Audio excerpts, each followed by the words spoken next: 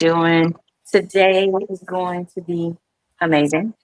I want to show you something really quick that I found out, and in finding it out, one of the things I had to realize was the Father has something for all of us, and that something doesn't isn't promised to be really um I guess cute and comfortable and perfect and all these other things, because although we serve a perfect and wonderful God, that's who he is and that's what he would always be.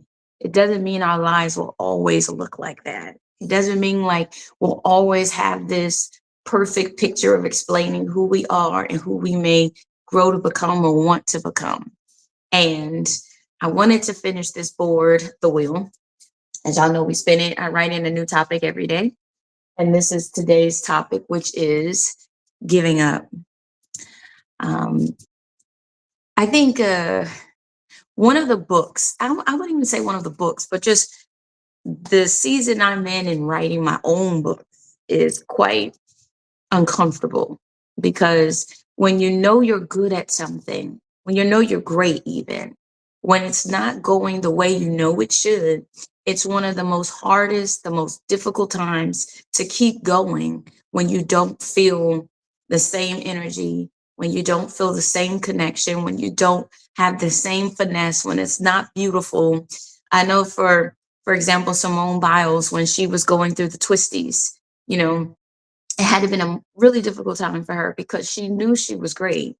I mean, she has the bowels one, the bowels two, and all of these things she's created, these milestones, these awards, these medals, and things that she's earned. Okay, earned, not won, earned. And now you get to a point where your legs don't know how to reach the ground and your mind doesn't know how to make sure they're there to catch you. So it's really one of the most dangerous times in your life, well, in her life, in the example, because she doesn't know how to find the ground. And moving forward is a lot more scarier than just giving up. Okay. For some of us, we know what should work. We know what we should feel like. We had a vision of what marriage was going to look like. We told ourselves that this is what I deserve and this is what I'm going to go for. This is what my marriage will be like. This is what my business or my concepts will look like. And then when we got into it, it was nothing like what we planned. And if there's ever been a better time to give up on your dreams, to give up on your plans, to give up on the vision, it's when you know the vision isn't quite meeting the standards that you have had. And so you feel like, why should I keep going? I should just give this up. Sometimes it's not about giving up on life and exiting the world, but it's about giving up on what you started because it doesn't look as polished. It doesn't have the same kind of finesse as the previous ones. But the truth is, sometimes finishing a book is all you can do. Sometimes finishing the race is all you can do. I know yesterday working out with my family was an incredible challenge for me. I don't know if it was just because of all of the working out prior to, where every muscle seems to still be relying on last week, but my body was like, mm-mm. And so there were moments where my mind wanted to keep going, but I knew that my knees were unsteady or this was unsteady. And the concept of falling was more fearful to me than coming into a race and winning it or even showing up for the race at all. So I decided to walk when I was supposed to run, and that didn't work out so well either. So for some of us, we're giving up right at the end. And if you have good people around you, they're not going to allow you to quit. They're not going to allow you to walk away from the marriage you know you want and you need. They're not going to allow you to step out of life because it's easier to step out than to grit it out and not look perfect in the process. Some of us are so attached to perfection that we are leaving the best parts of our lives and we're assuming because we're not perfectly fitting in, we should leave. But the opposite is true. What it is showing you is you have moments for growth, even in your life as it stands. That means there is something the Father is still wanting to pull out of you. And if you allow Him to do it, it might look messy. Okay. It might feel dreadfully uncomfortable. Being honest, I'm working on one of the books that I felt should have been a easy book for me because I finished book one. Book one came like running water. I knew what I was writing. I wrote it. I sat down. It was quick. It took me a couple of weeks and I was done. Now here I am at book two and I am like struggling. And my version of struggling probably isn't your version of struggling, but it's not being done in the way that I want it to be done. Meaning in my head, I'm like, I'm gonna sit here and I'm gonna nail this, I'm gonna nail it, I'm gonna knock it out and move on. It's not really working like that. In fact, is working through grit. Like I'm having to really grind to finish this book. And I'm like, okay, Father, why am I having to work so hard? Is there something I'm missing? Am I rushing? So this causes me to check myself. Sometimes the reason why things are so difficult is not because they're not meant for you. It's because what the Father is wanting you to do in this area of your life, you refuse to do it. And when we refuse to do it, we miss out on what he wants to show us. So he'll slow us down. The easiest way to help someone to slow down when they're going too fast or they're going the wrong way is to what? Put on the brakes. So when you feel the brakes, you're like, okay, yeah, I'm not going to what? Tear up my car. I'm not going to what? Tear up my life. I'm not going to what? Tear up my hopes, tear up my dreams because they're not what? The brakes are on and they're not working the way I know they should. So that means I need to probably what? Pull over. Now, there is a difference between pulling over and giving up. Pulling over means the way in which I am traveling is not working. Giving up means I'm no longer going there because the brakes have scared me into doing nothing. The brakes have scared me into feeling like, okay, the best thing for me to do is to check out. That's the worst thing you can do because that means you're choosing to give up in the middle of a process because you're worried about how other people may internalize or interpret your lack of progression in your mind. But let me be clear, your progression is not going to always keep the process looking perfect from the outside. There are going to be things that people see about you and you see about yourself you are not going to like. And you are going to be so, what is the word? Hmm, maybe the word is disappointed, but I would even say, yeah, disappointed is a good one. We'll keep that one. You can be so disappointed that you feel like you've let down yourself, you let down people around you, let down God, because something you put your all into has not turned into what you thought it would be. You thought that you were going to get married and, run away to this magical place, and the place just blew up, right in front of your eyes. You seen the job gone, you're seeing this happen, and it feels like there is a catastrophic event one after the other, and you cannot find the feet under yourself. And when you can't find the feet under yourself, you assume maybe I should give up on this. Maybe this isn't my, adventure story. Maybe this isn't my time of deliverance. This is just my time of, ugh, this is just my time of another struggle. And I don't want to what? Struggle no more. That song by Tina Turner, I don't want to fight no more. Some of us are at a phase in our lives where we don't want to fight no more. So what are we doing? Some of us are choosing to grow above it. Some of us are choosing to give up. And there is a strong difference. Growing through something is learning the lesson and coming out on the other side. And it is not damaging your core self. It's not damaging, you know what I'm saying, what the Father wants you to see. It's not going to hurt you. But what it has done, it has been used to bless you, to grow you, to develop you, and to show you what has always been there. But then there are times where we decrease during these moments and we actually become a slightly damaged version of ourselves. Why? Because our emotions can be tied up in this. Now we don't feel like we are ourselves. Now we feel less than. Now the enemy comes in to use these moments of weakness to go against you.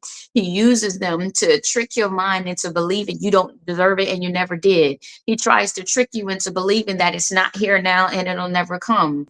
He wants you to believe that since you have not mastered this, it's because you're inadequate. And because you're inadequate, you are stupid to keep going. But the opposite is true. The way that a master masters something, the way that someone who is creative develops their skills, the way that a person who has a story and wants to change the outcome changes it is not by giving up. It's choosing to persevere even in the face of adversity. It's choosing to decrease when other things are choosing to increase around you. It's choosing not to argue with people that want to fight you verbally, but choosing to say, you know what? Clearly, this is not going to be a battle that can be won today. And you might say, well, Crystal, what do you mean? Shouldn't you fight fire with fire? No, because you can blow up other stuff. You can end up burning people that you never intend to. You can end up saying something that never should have been said. You can end up trying to backpedal when it's too late. You can end up making mistakes. And that's why pulling over is better than just giving up. Sometimes you have to step back and give people their space. Sometimes you have to allow people to find their own equilibrium, because their own equilibrium doesn't necessarily have anything to do with you. Sometimes the things you say may hurt someone's feelings, but they got to ask the question, why did it hurt me so much? What is it that I really want to show this person? And maybe I feel I'm failing at it. And so now I am angry because it's not coming together the way I thought it would. So if you are feeling like your life is not coming together the way you thought it would, and it's making you bitter, it's making you vengeful, it's making you hateful, even to the people that you love and you care about that live with you, and you are becoming the ticking time bomb that everybody is afraid to address, I would strongly encourage you to look at how you are living your life. Are you living your life in a way in which you're giving up? You've given up on you becoming different. You've given up on people growing. You gave up on people's process because you don't think their progress is either enough or you don't think yours is. So that means you have now you have put yourself in a position of judging everyone else because you feel judged. So you think by becoming the judge, that means no one's judging you or no one can see you, but they see you more. They see sometimes the damaged version of you. And the ones that love you don't want to see it and just pretend like they don't see it. They see it and then they want to love you out of it. And that can take people time. Some people, it could take days, other people's weeks, some people months, others years. Some people will honestly never accept your loving, what you intend to give. But the Father says, to know to do good and doeth it not is what sin is. If I know to do right by you, even if you don't do right by me, then I have not done anything in the sight of God to inflict or to conflict with what the Father is wanting from me. So if I know the Father wants to bless me and I don't want to give him room not to, I don't want to make room for the enemy to steal what my blessing is, to steal what my process is. So even though I'm struggling with this book and it's called The Devil's Evil Plan, I should have been done with this book, y'all, like 3 weeks ago, because I wrote the rest. And then every time I get to a point where I'm like, okay, I'm ready to finish the book, I'm finishing it today, it turns into another day. And a part of me is like, move on to another book. But and for me, that it's really pulling over because I never give up on stuff I say I'm going to do. I'm going to do it. But I don't like that I'm not where I want to be. And because I'm not where I want to be, I can assume that the book is a mistake. I can assume that it's the wrong timing. I could assume I need to start over. But the truth is, I don't need to start over. I need to reanalyze what the Father wants for me in this book, because maybe what I'm trying to give is not what the Father wants. Maybe the ending I'm trying to write is not the ending He has in mind. And for some of you, it's the same way. You're trying to write your marriage perfect, and the Father says it's okay if it's messy. It's okay if your marriage needs me. It's okay if you try to live this perfect life. And now I'm coming to show you that you're not perfect, but I'm not showing you you're not perfect so you could isolate. I'm showing you not perfect so you could lean on Him. He says in your weakness, He's made strong. But if you're always strong, where is a place for the Father in your life? If you already know everything, who can teach you anything? The number one thing to becoming great is to have a teachable spirit, to be a person that can learn even from people that you may not think could teach you anything. The Bible says we entertain angels unaware. You want to know who those angels really look like? The people that don't look like you, the people that don't talk like you, the people that may not have as much as you do, the people that are not your race, the people that may look like beggars and homeless people, the people that many of us will say, ooh, they don't look good in their process. But you just don't know that the Father can use the messy things of life to bless humanity. He used prostitutes to bless humanity. He's used thieves, he's used murderers, he's used all kinds of people to bless us. By the way, the Bible we read is full of people that have had messy lives. And the Father says, but look at what I can do through you if only you would allow me to. How many of you, the Father is like, let me show you what I can do through you so that you can see that you're greater than your test. He says you're more than a what? Conqueror. Why would he make you more than a conqueror if you're never meant to conquer anything? If you can't conquer this, why would he write verses like, is there anything too hard for me? And Revelation, and the answer be given, and the answer is no. And yet we believe a lie. Okay. Yesterday we talked about belief. If you missed it, go back and listen to it. I'm telling you, it will show you some things. Okay. But today, I want to show you that now is not the time to give up on what the Father promised. Now is not the time to stop your process because of your distractions or the things you couldn't control. It might be that the Father is divining your divine timing. And divine timing means other things will come that you didn't send. You didn't necessarily bring to you. You didn't know you was gonna have to deal with today. Sometimes I've had flat tires at the worst times. And I'm like, really, Lord, today I have this to do, I have that to do. And you know what I realized? My life was so planned that I didn't leave no room for the miracle. Some of us saying, Lord, I need a miracle, but you are so rigid, a miracle can't find you. Signs can't find you, wonders can't find you because you have your blinders on. And if it doesn't equate what you say is great or what you say you want, you shut down. And when you shut down, you shut people out. You start shutting things off. You start turning off the lights. Nobody can see, including you. So now you're fumbling around in the dark, trying to find the door to escape the light that the Father always intended for you to have. Some of us think we're running to God, but we're running away. Some of us think we're running to our purpose and finding it, but your purpose has always been there. You just don't believe in it. You see, the good thing about this wheel that I love that the Father shows me is everything we were looking for. I believe for the core aspects of our lives right now, it's all on the board and they all go together.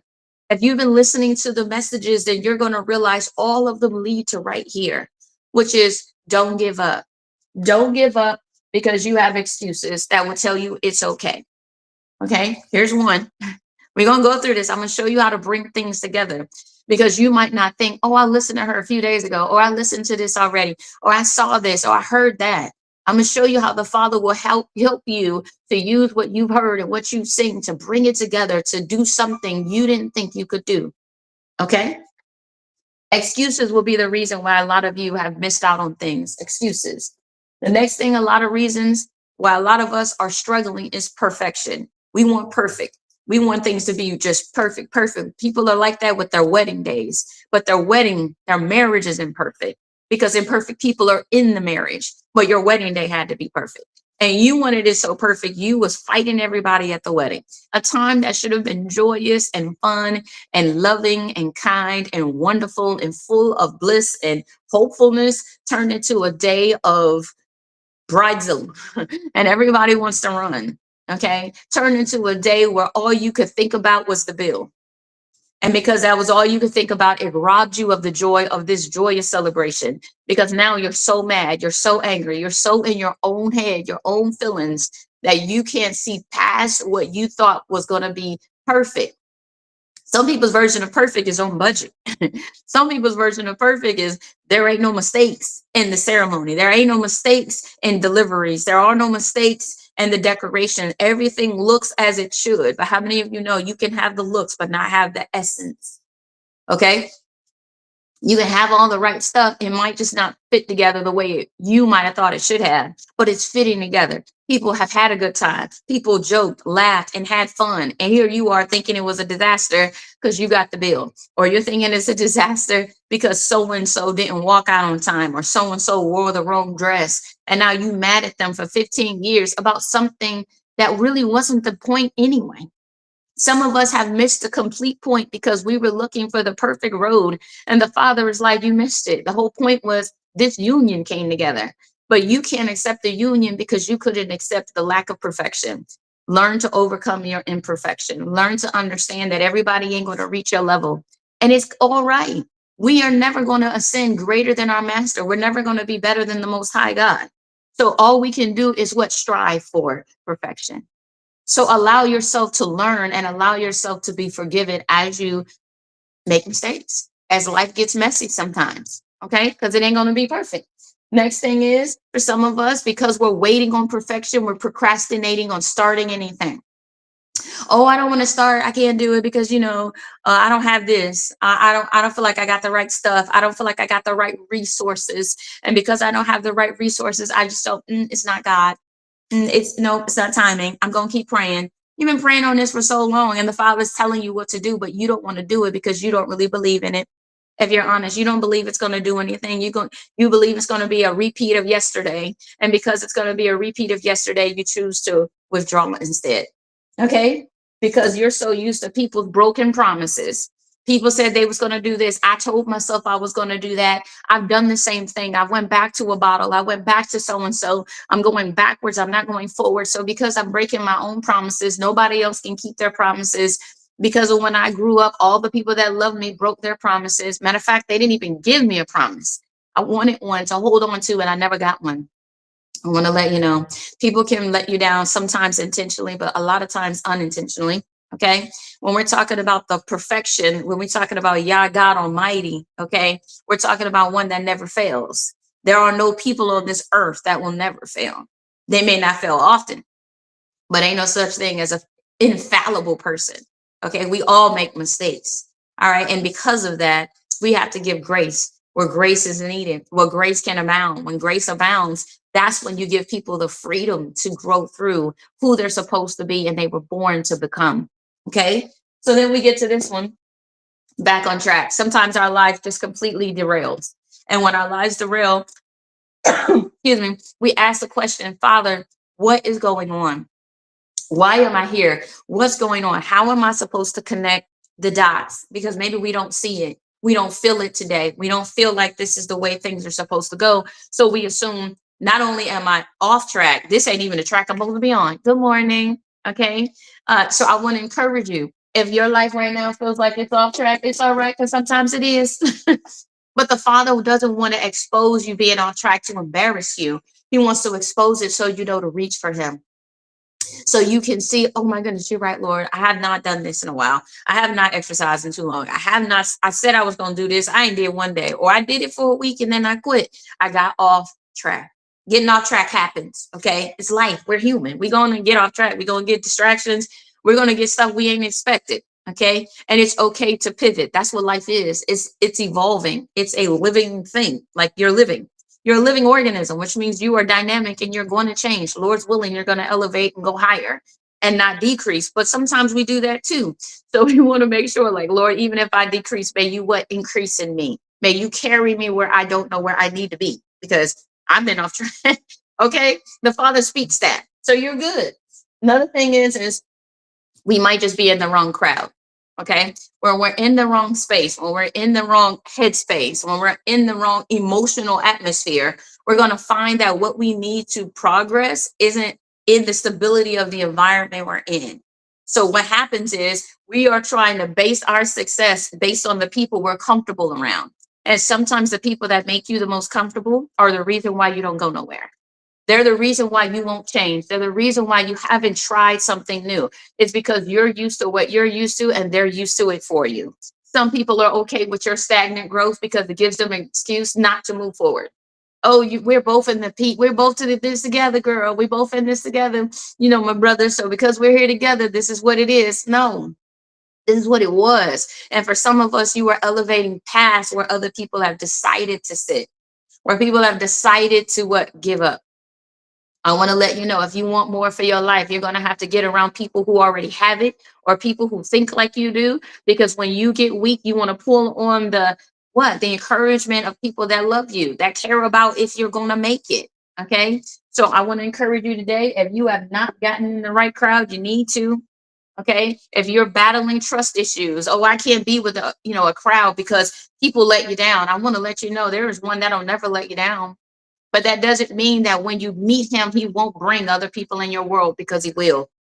The God Almighty will bring people into your world just to show you things about you, to bring people into your world so that you can give your testimony so they can overcome. Sometimes it's not about you. I know sometimes we might feel like, well, this person ain't leveling me up. I'm going to just get away from them. No, sometimes the Father is asking you to pour into someone to see them level up before you. Because guess what?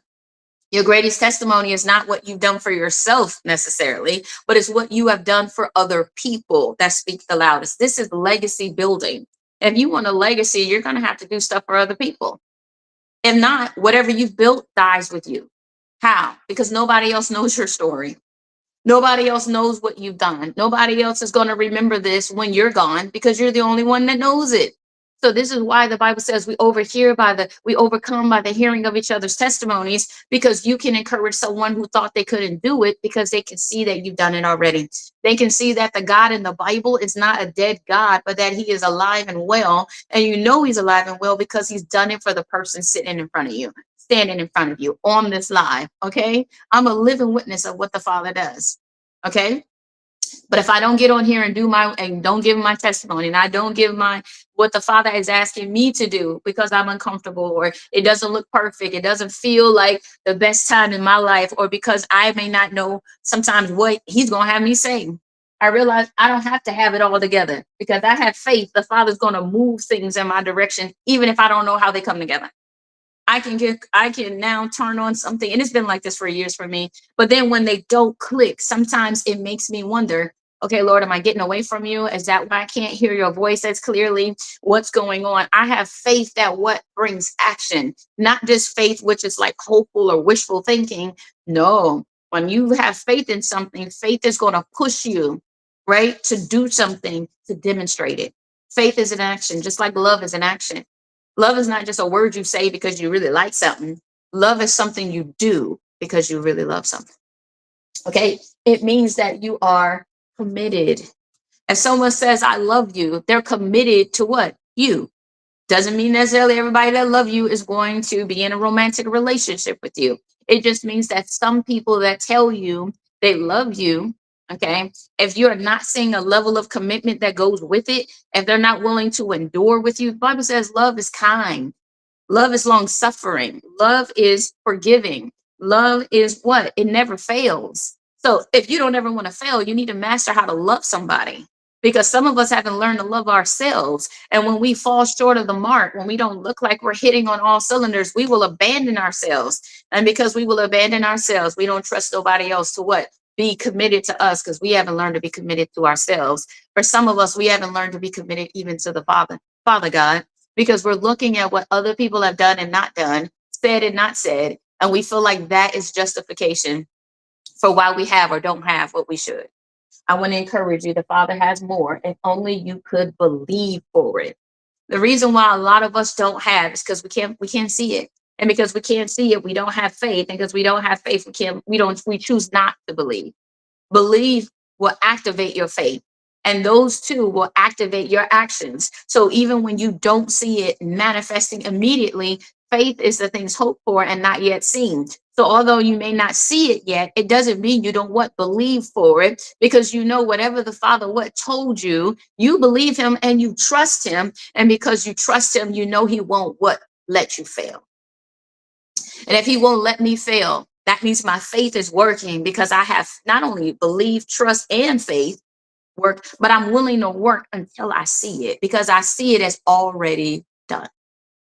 The devil's evil plan, that book is already done. My only question is, Lord, how do you want me to finish it? Did it come the way I thought it would? No. But I realize my ideas don't always what match his ideas for me. Sometimes we have to what lock into what the Father is saying, even if that means putting ourselves on pause. Sometimes it's not about giving up. It's about pulling over and saying, okay, Lord, where are we at? What you want me to do now? How do you want me to finish this? How do you want me to respond, to where you get the glory and not something that is less than what you have in mind for me, in mind for whoever's reading it? Because I might think I have everything I need to write this book, but the Father's like, not yet. In fact, Crystal, I want you to pull stuff out of the book. And I'm like, why? The book to me feels like one of the chapters, most of the pages or chapters are around 10 to 14 pages type, which turns into quite a bit of page, like maybe 14, 15 pages in the book, maybe up to 20. So I'm looking at the book and I'm like, Lord, this doesn't make sense. Like the other book was like this. And in my head, I don't feel this book is done because it doesn't match what I did before.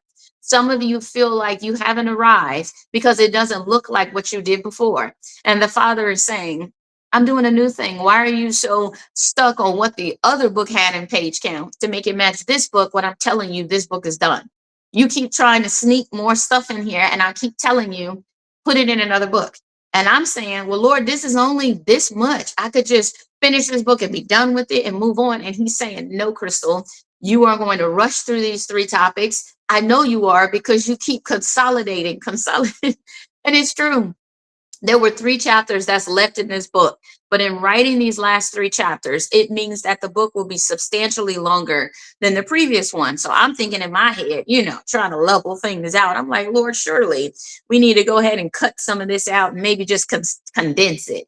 And he's telling me, no, you're not. You're going to take these topics out. You're going to put them by themselves because they are so big. To shove them in here would be a disservice. And see, I'm thinking it's a disservice to me. And once I realized, no, no, no, no, no, Crystal, this is a disservice to the Father because there is still more he wants to do with these 3 chapters that you don't want to allow him to do because you want to be done with. How many of us want to be done with it? You don't want to be in this marriage no more because you want to be done with it. You don't want to have these tough conversations because you just want to be done with it. You don't want to see your children have to grow through some things. You just want them to be done with it. You don't really want them to have to study to show themselves approved. You want them to go to college and ace everything and just be done with it. But I want to tell you, we don't want to go to the gym and get the bodies we really want. We just want to be done with it. Give me a pill. Do something quick and easy and make it microwavable. Fix me. Jesus, take the wheel. Like, do whatever you need to do. Just be done with it. And I want to let you know, when we get to this point, you really have to ask yourself the question, have you given up on your process because you don't like the way it looks, the way it feels? It's uncomfortable, let me tell you. And it is a hard pill to swallow when you realize your idea of perfection is not perfect. When you realize, oh, I thought I was getting it right, and everybody is pointing to what you're getting wrong. And you're like, wait a minute, this feels what? Weak, vulnerable, embarrassing. So instead of me saying, humbling myself and saying, you know what, you're right. Or maybe you don't know that a person's right, to be honest. You're just thinking it's an attack on your character or an attack on your personality or an attack on you.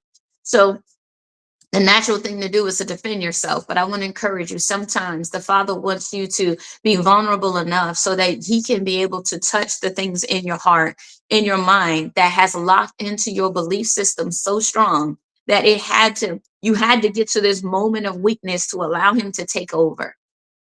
And that's what I'm realizing with where I'm at. I'm like, okay, Lord, I got to allow you to take over because I've been very heavily involved in this book, and me involving myself to this degree, and even more so, is not leading to the end or to the perfection of the book. It's leading to more, aggravation on my part because I'm like, Lord, this should be done. I'm ready to go. And the Father's like, yeah, but you're moving too fast. So sometimes when our lives hit the brakes, when things slow down, it doesn't mean give up. I know it's easy to give up. It's easier to give up and not deal with embarrassment, not deal with rejection, not deal with, man, dang, everybody's going to know or see me struggle through this. It's easier just to say, you know what, forget it. Everybody don't expect me to win anyway. I don't want you to give up. I want you to consider, how can the Father be welcomed into this part of my life so that I can see what he wants me to see this time, so I can win instead of feeling like I lost. Because the enemy will make your process look like you lost, but it's not you losing. It's just about you moving from where you are right now and allowing the Father to carry you where he wants you to be. And in that process, when we first go to the gym, nothing changes on that scale for a while. Only thing you got is achy muscles and bones, and stuff sucks. And so you're like, Lord, I don't even know if this is what worth it anymore because I don't feel good. I don't see no progress. Nothing looks like it's changing, but I want you not to give up. I want you to pace yourself. I want you to have patience with yourself. It took you many a years to get to where you are, and it could take many a years for you not to be there anymore. But the whole point is, if you never start moving in the right direction, you'll never get to where you're supposed to be. You'll just be stuck where you've been. You'll be stuck in the same pain. You'll be stuck with the same frustration. You'll be stuck in life. And that is not what the Father came into the earth to do. He says, I came so that the captives may be set free. So if you've been stuck physically, financially, mentally, emotionally, socially, and etc., okay, because there's a lot of them. I want to let you know that the Father is the answer to what you're going through. And you might say, well, Crystal, I don't know if what I'm going through is in that Bible. I don't know if what I'm going through. I want to show you that we serve a dynamic creator, one that created the heavens and the earth, one that created you at an infinite time and space. And he knew why he brought you here. You are not a mistake. I know the world will tell you you're a mistake. You shouldn't be here. Your mama this, your daddy this. You ain't going to be, you won't try. You don't look like, you shouldn't. Shut all of that down. And I mean, park it where it belongs. And for some of us, it needs to just leave our minds, leave our hearts, because it's been there for so long. And this is why we have started and stopped and started and stopped and came and gone and feel like the world is passing us by while we sit here. But I want to let you know, still don't give up. People might say, well, I should have been somewhere else. I'm 30 years old. I'm 28. I'm 50. I'm 60. I'm 80. I'm wherever. And I should have been further. That's all right. The Father says what? He can redeem your time. That's the faith. That's what you want to believe in. If you can't believe in nothing, just say, Lord, thank you for redeeming my time, because I don't know where I should be, but I know with you, you can accelerate me in places where I couldn't accelerate. I can't earn it.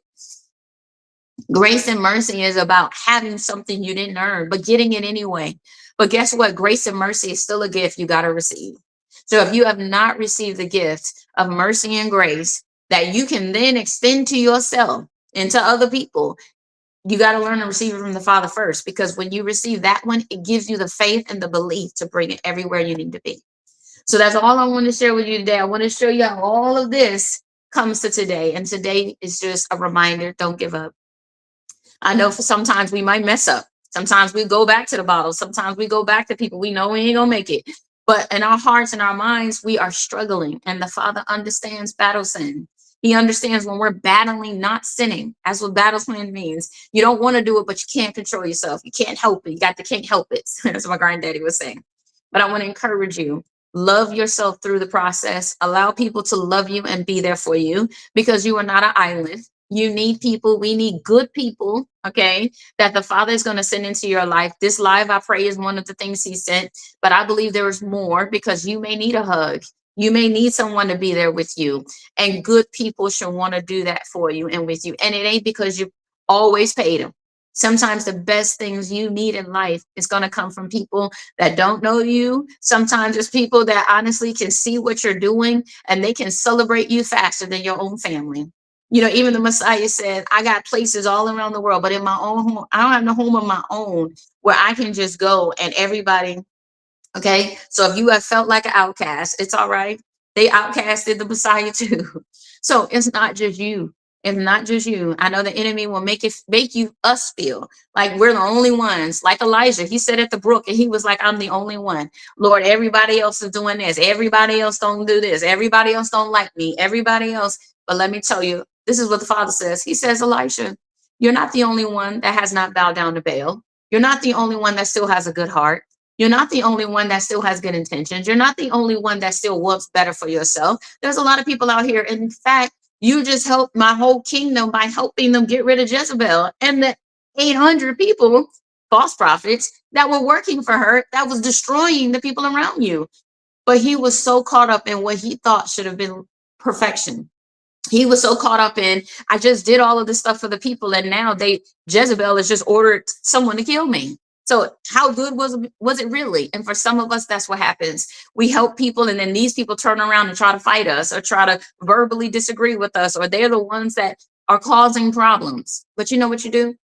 The Messiah said this. He says, go 2 by 2 and give people a witness, give them an account. And if they don't receive the good news, don't sit there and let people beat you and abuse you mentally, verbally, socially, sexually, or whatever. He says, dust your feet off and keep it moving, because they can't say that the Father didn't visit them. Yes, many of us are seeing and experiencing angels unaware. These angels unaware, this moments where we encounter God, doesn't have to be a angelic creature that comes from heaven. It could be me and you, when we are doing things in the Spirit of God, when we're doing things from the right place, when we're choosing to be patient when other people are going crazy, when we choose to excuse ourselves because being here is dangerous for them or for you.